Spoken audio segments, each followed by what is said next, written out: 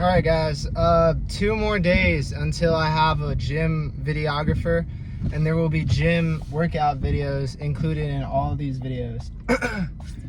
I just got done doing back and buys at the gym, so I'm feeling good, man. I'm feeling, it's been a couple days with moonrise and everything since I got in the gym. Bro, if you had friends who showed you like the Pain Olympics, Run the Gauntlet, first off, if you don't know what it is, don't look it up. It's like people getting murdered and like doing like hardcore cock and ball torture on themselves. It was fucked up shit like someone tells you to look up when you're in like high school, and then you look it up and you're like fucked.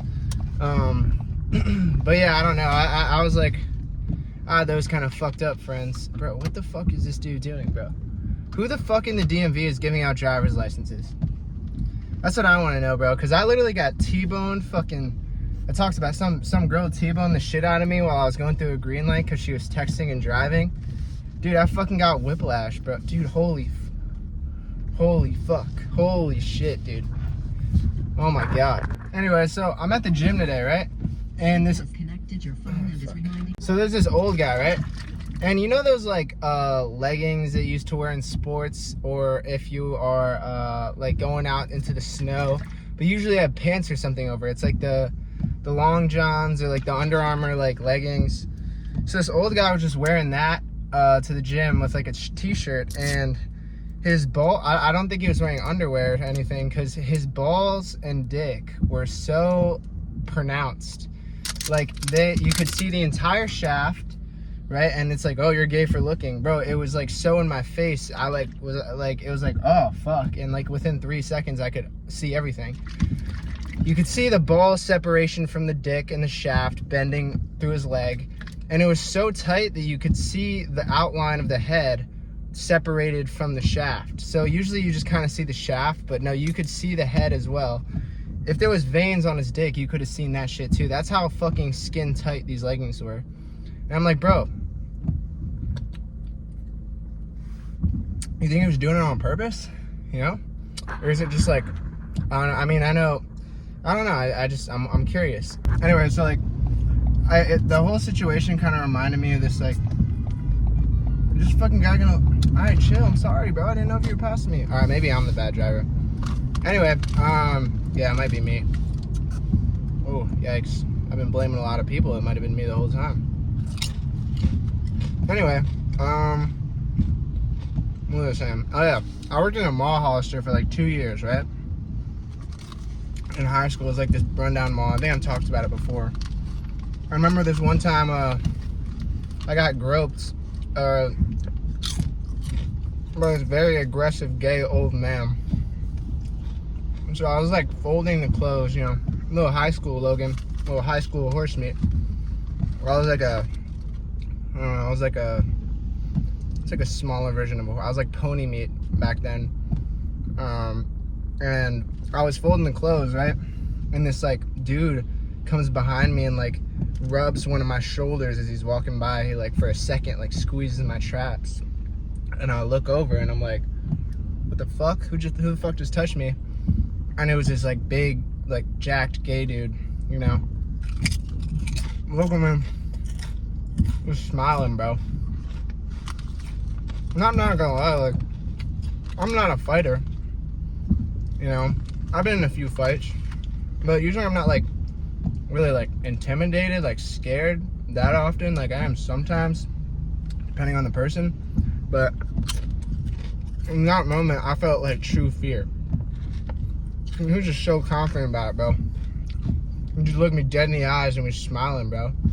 Maybe these like experiences are where I get some of my videos from, because like I just remember this now, and like it's starting to all make sense. Anyway, so I was like kind of nervous. I started folding the clothes and I wanted to like stay away from him in the store, but my manager made me start folding the clothes right next to the cash register, and so I'm there folding, and this motherfucker just like he gets in line and he fucking like strokes my back like across. And I was like, hey man, like please don't touch me. He's like, but you cute. You're like, and so I just went to the back. I just took my lunch break, bro. I was like, fuck that. You know what I'm saying? I had another really bad experience working there. I remember it wasn't in like a bad, like a horrible area, but it wasn't in a good area.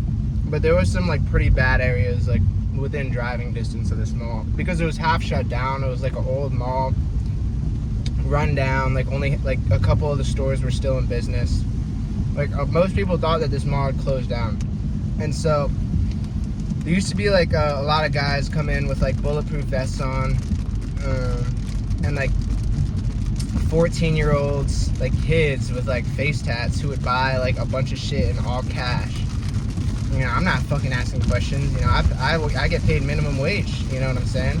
Like, I'm not asking these fucking questions. But there was this one dude. I remember this one, like, he was like this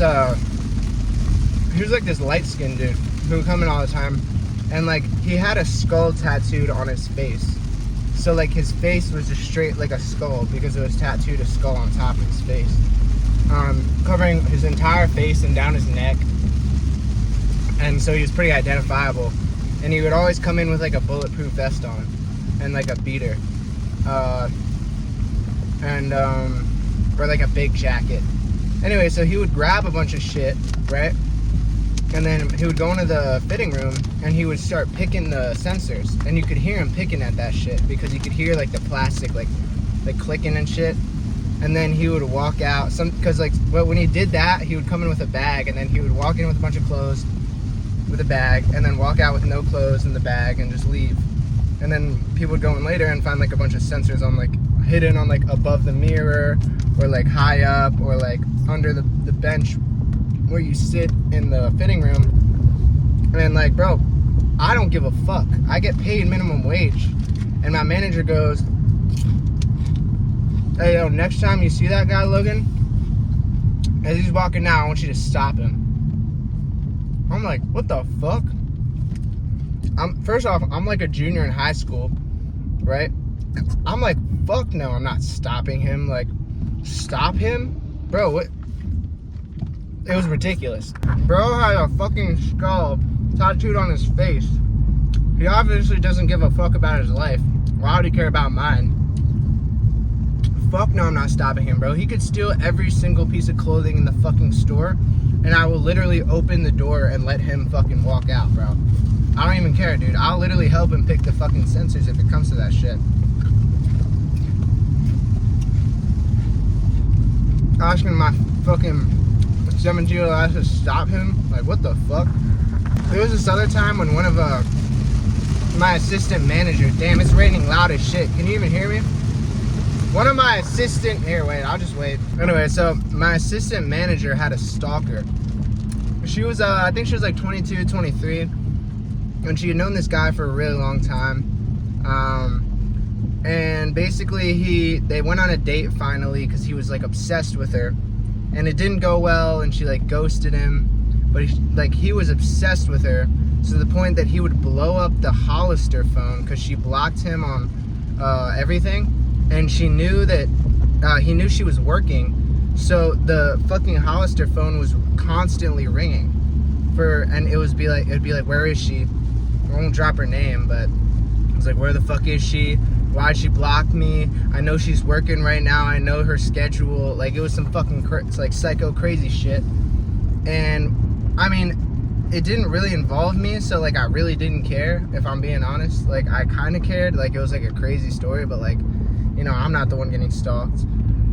But usually when we had to change floor plans, the store would close around 10 or 11, and we would stay till 3 in the morning, basically like rearranging the whole store, refolding everything, getting all the new items out and the old items away. And this motherfucker was like waiting outside of the store, the mall, waiting for her in like the parking lot for hours. Like, I don't know what he was trying to do, but like, we were walking out and we see him, and she's like, oh fuck, like, we had to call the security, like the police got there, like this motherfucker she got a restraining order. And then I remember when the police came, because the doors were locked, we were still inside, but no one from the outside could get in. He saw the lights, and then I guess he saw her through the door, and we were all standing there, and he was like, oh, what the fuck, like, I know you're in there, just come out and talk to me.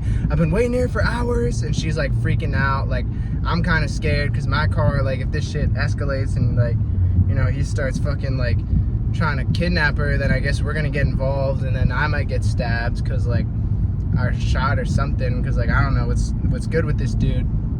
And I don't know, I was still in high school, so I was like, oh shit, like, it's about to happen. And the cops came and the security, but the cops, like, just thought it was crazy. But yeah, and then it was just annoying. I don't know. And then working in a mall kind of sucks too, because, like, your whole job is just, like, rearranging all the shit that people fuck up.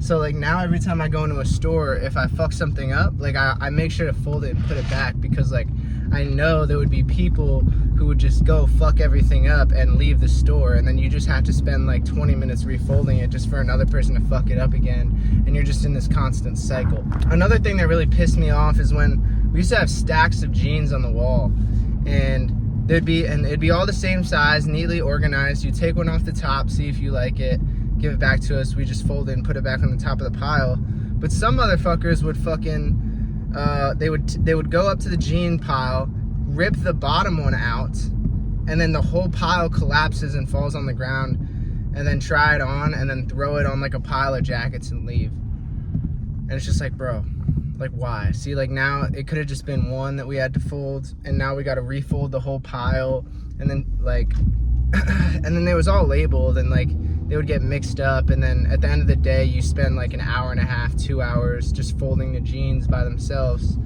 So yeah, I think I'd probably, like, rather kill myself than ever work in a mall ever again, if I'm being honest. I mean, I really liked my coworkers. Like, my coworkers were, like, awesome. Like, I still remember them. Like, we played Xbox. Like, I loved my coworkers. But yeah, no, the work itself, it just kind of sucks. You're getting paid like $13 an hour, maybe $12.50. Oh no, it was like $11.50. This is a while ago, but I think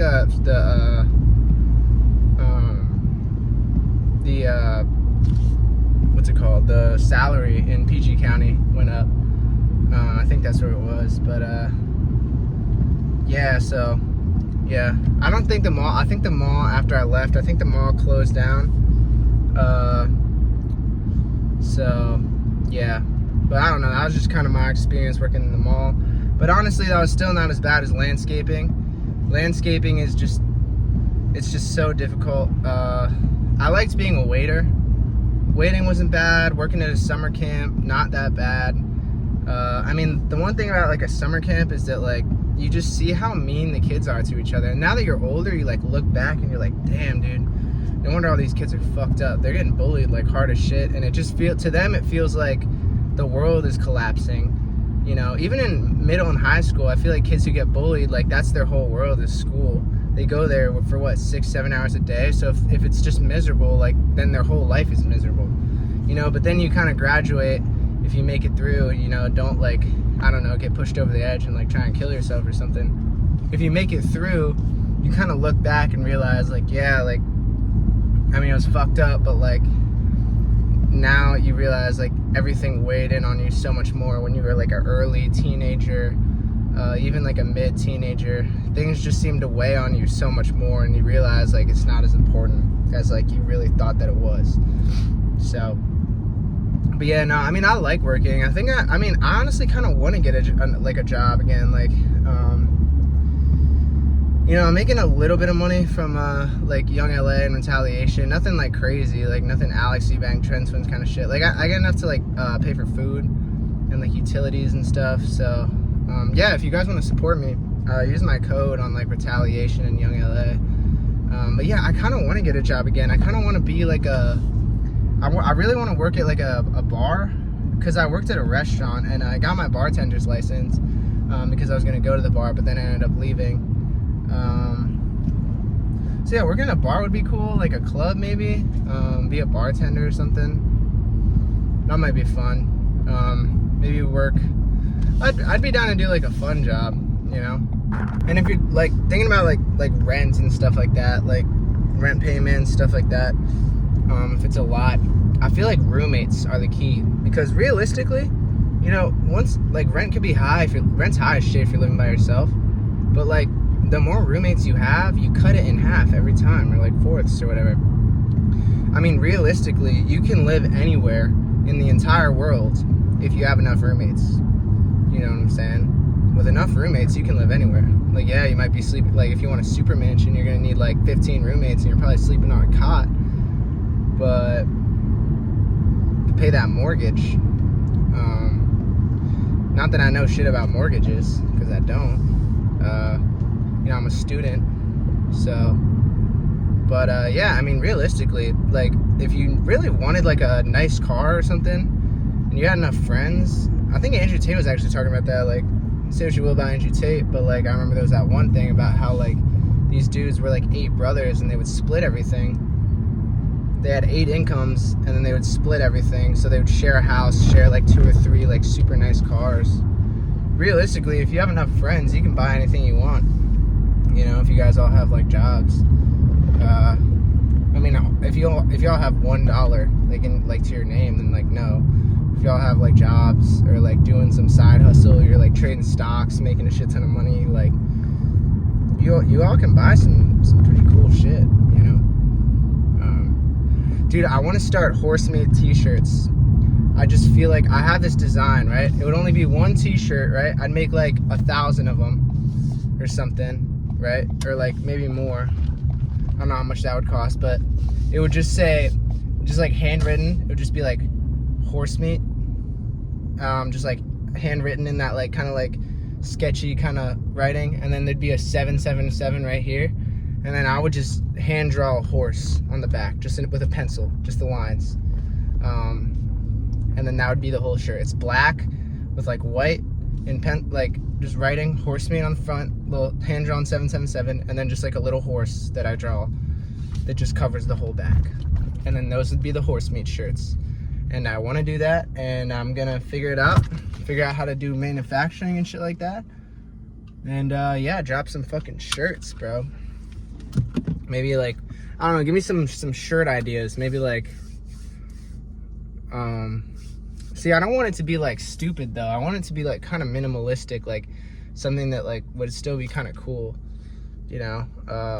But yeah, I don't know. Shirts are something I want to do. But yeah, anyway, on Instagram, Logan.hrsmeet. On TikTok, I got 100 accounts that start with Horsemeet. And yeah, if you want to support me, the main thing is like using my codes for Retaliation and Young LA and supporting Iron Crew.